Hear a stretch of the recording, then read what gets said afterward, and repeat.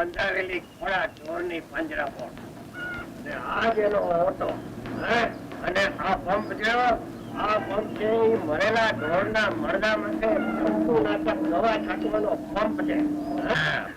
હવે આ ઓટો પર એને આપણને ટેલિફોનમાં સરનામું આપ્યું. એ ટેલિફોન કરનારો કોણ હશે જે હોય છે આપણી ફરજ છે કે ઓટા ઉપર તપાસ કરવી.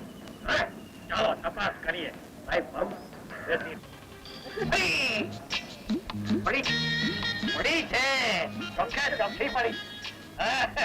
હવે આપણે તપાસ નહીં કરવાની છે ડ્યુટી છકે મરેલી. અરે એડ્રેસ પૂછવા વાળી છોરી તારું નામ તો બતાવો, તારું નામ તો બતાવો, તારો હાલ તો બતાવો. અરે કોઈ બોલ તો ખરી. લાગે કે બોલતી નથી તો મરી ગઈ હોય. તપાસ કરવી પડે. મારું હાથ તો જાય. આનું પણ ક્યાં જશે? અમારું ક્યાં છે હું પડશે કદાચ હૃદય ક્યાંય કોઈ ને આવી હોય. દિલ તો પાગલ હે. દિલ તો પાગલ હે. પણ દિલ ક્યાં પડ્યું છે એ ગોતવો તો પડશે ને. અને પડ્યું હોય તો ચાલુ છે કે નહીં એની તપાસ કરવી પડશે. પણ આનું દિલ ક્યાં છે?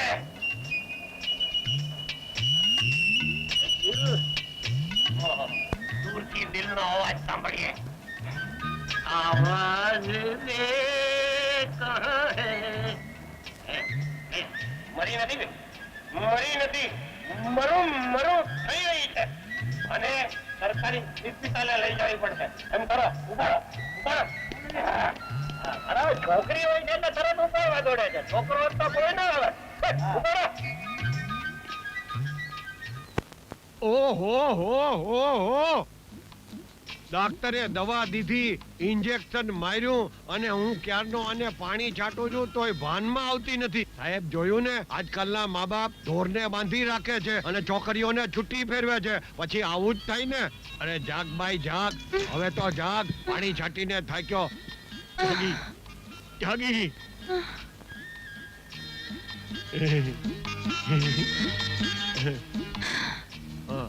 હું અડફો હવાલદાર હો, જરાય ગભરાઈશ નહીં. બોલ, તારી સાથે શું બનાવ બન્યો તો? એ લોકો મારું જીવ લેવા માંગતા હતા. તારો ભોગ લેવા માંગતા હતા? એ લોકો હતા કોણ? એ લોકોનું નામ ઠામ ઠેકાણું આપ, એટલે મારીને એને એડ્સના દર્દી બનાવી દઉં. કુલભૂષણ, કપૂર અને થાપર. શું વાત કરે છે? અરે આ બધા તો બહુ મોટા માણસો છે. અરે એ ગમે તે હોય, પણ આપણે તપાસ કરવાની ફરજ છે સાહેબ. આ છોકરી એમના નામ આપે છે. તે જગ્યાનું નામ? મને જગ્યાનું નામ તો નથી ખબર, પણ હું તમને જગ્યા બતાવી શકું છું. અરે શાબાશ રે મરદની દીકરી, તું જો અમને જગ્યા બતાવે ને તો અમારે થર્ડ તપાસ કરવી પડે. સાહેબ ચાલો આપણે થર્ડ તપાસ કરીએ. હા, પણ એનાથી શું થશે? उससे सब कुछ होगा और जो होगा वो देखा जाएगा. તું હાલ, ઉઠ ઉઠ હાલ. અરે દંડો ક્યાં ગયો? દંડાને હેડ થઈ ગયો છે. કપાલ કુંડાય નમઃ. જય ભૂતેશ્વર.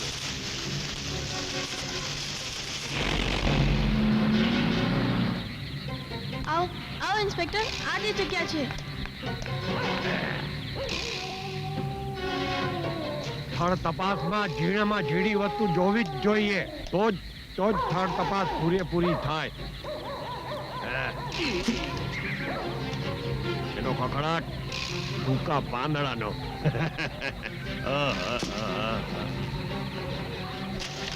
અહીંયા તો કોઈ જ નથી.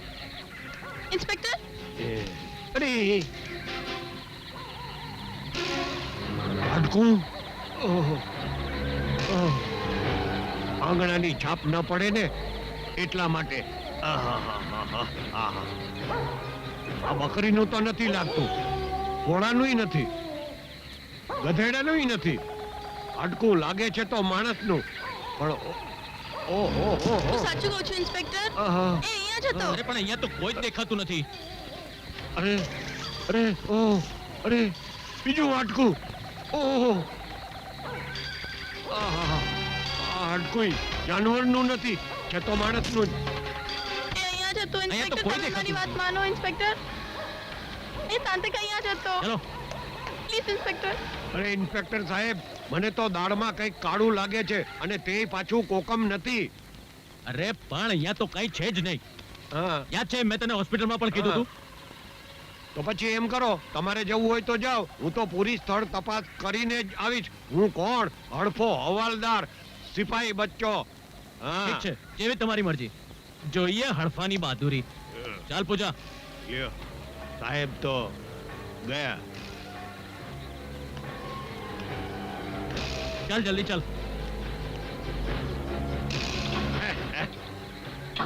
ઇન્સ્પેક્ટર સાહેબને મારી હોશિયારીનો ખ્યાલ નથી. લોકો જેમ માણસનું મોઢું જોઈને સાત પેઢી કહી દે ને, એમ હું મર્દાને પૂછીને એના ખૂનીનું નામ જાણી લઉં, એની સાત પેઢી જાણી લઉં. હું કોણ? અડફો હવાલદાર, સિપાહી બચ્ચો. છે કોઈ મર્દું તો પૂછી લઉં. હા, છે કોઈ મર્દું?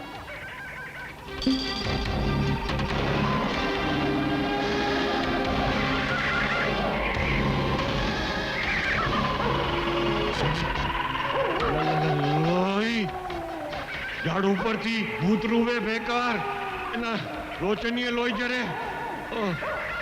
ઝાડ પર કપેલો બકરો. ઓહ! પતરાનું પાતું અને એની ઉપર પાછું ઘુવડ બેઠું છે. નક્કી મેલી વિદ્યાનું ચક્કર ચાલે છે.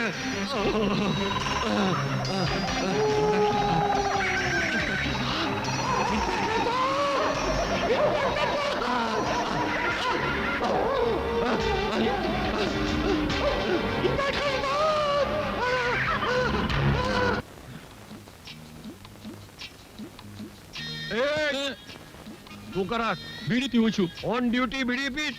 હું બીડી પીઉં છું? ફેંક બીડી, ફેંક. જી સાહેબ. ફેંક, બાકસે ફેંક, બાકસે ફેંકી દે. ફેંકી. ચાલો પાટ.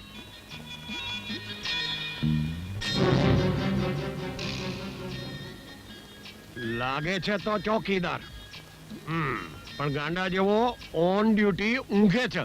અરે વાઘ, તમે જાગો છો ને આ ઊંઘે છે. અરે કોણ? શું કામ કરે છે? ચોકીદારનો. હે? ચોકીદારનો. ચોકીદાર છો ને પાછો ઊંઘે છે? ઓન ડ્યુટી ઊંઘે છે? હું ઊંઘું છું? ના. ઊભો થા. ઓન ડ્યુટી ઊંઘવાનું નહીં. હું કોણ? હડફો હવાલદાર. બિચારાને ડ્રેસે નથી આપ્યો શેઠે.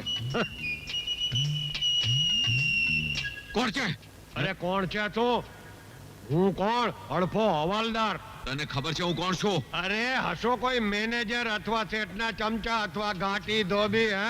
અથવા શેઠના કૂતરા સાચવવા વાળા. હું કોણ છું તને ખબર છે? હું કુલભૂષણ છું, કુલભૂષણ. અરે કુલભૂષણ. અરે કુલભૂષણ શેઠ, તમને જ મળવા આવ્યો હતો. આઈજી સાહેબનો એક સંદેશો આપવાનો હતો કે આપ એને ફોન કરીને વાત કરી લેજો. ઠીક છે, હું એમની સાથે વાત કરી લઈશ. જેને કૂતરા સાચવવા વાળો સમજો તો એ તો કુલભૂષણ નીકળ્યો. સ્ટેન્ડ ઉપર લોકોના ખિસ્સા કાપે છે. ચાલ. અલ્યા એ, તું આજે પાછો ચંપલ પહેરીને આવ્યો? સાહેબ ખીજાય છે. કાલથી બૂટ પહેરીને આવતો જા. આ તો તું નેતાનો દીકરો છો ને, એટલે તને છોડી દઉં છું, સમજો ને. કઈ ખારો ધંધો કર, જા. આનો બાપ નેતા લોકોના પેટ કાપે છે અને આ બસ સ્ટેન્ડ ઉપર લોકોના ખિસ્સા કાપે છે. બે સરખા બાપ એવા બેટા.